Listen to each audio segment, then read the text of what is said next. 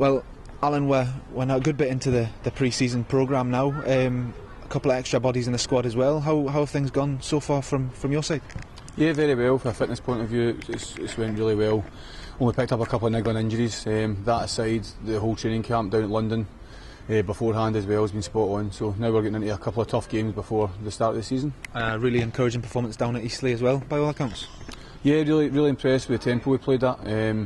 The boys were going through a hard couple of weeks training, so no, really surprised with the quality and the tempo they played at, and the pace that they played at, which showed up on their heart rate monitors and stuff like that. They had all the GPS stuff on, and it showed up how well they played, especially in that first 45 and the tempo they played at. Oh, a couple of extra bodies in as well. David Amu joined earlier in the pre-season, and just this week we've had Gary Miller as well. Pleased with those acquisitions? Yeah, delighted. David we tried to get in January, well aware of the quality he brings and the creative spark. Just have to work him defensively and get him fine-tuned into the way we want to play, with the ball and without the ball. And Gary's been since the day of pre-season, the first day of pre-season. We're well aware of him. We spoke to him in January, maybe something we're going to do when we knew that John McMillan wasn't going to be available. We just couldn't afford to bring another one in at that time.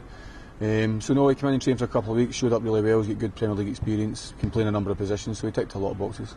Both players bring something different in their own way to the squad. Gary Miller's obviously got a bit of experience there and a sort of a sound head on his shoulders, and David Amu is a player that Thistle fans can really get excited about. A quick player that will get down the wings and really attack fullbacks. Yeah, well, I hope so. That's why we signed David. He had a good goal record as well and good out record of assists. We've seen flashes of it down the road at Eastleigh in a couple of closed door games before we went down south. So no, that's what we're hoping to get from him. And Gary, as I said, brings a lot of experience playing the Premier League and pro to be Ross County as well. And he was attacking fullback at Ross County, and that's why I liked him playing. So hopefully we'll get him doing more of the same. As I said, he can also cover at centre back, centre midfielder at a push late on in games. And I mean, as the time ticks on now, how much of yourself and the players just really looking forward to getting back into the competitive action? Yeah, desperately looking to get back into it. I think Saturday's fixture against Falkirk was disappointing. The fact that it was a real closed door, a pre-season friendly, it lacked any sort of tempo about it. Down to us making a number of changes. So I think the players get to that stage. They're 2 weeks in, they've had a lot of double sessions, and they just want to get back to a kind of normal week and getting back into playing real competitive football. Well, it's in terms of returning to home action, it couldn't ask for much of a bigger test with Celtic, the first home game now on the telly as well, and it's a chance to really get this place as full as possible and really get in a really special atmosphere on that night as well.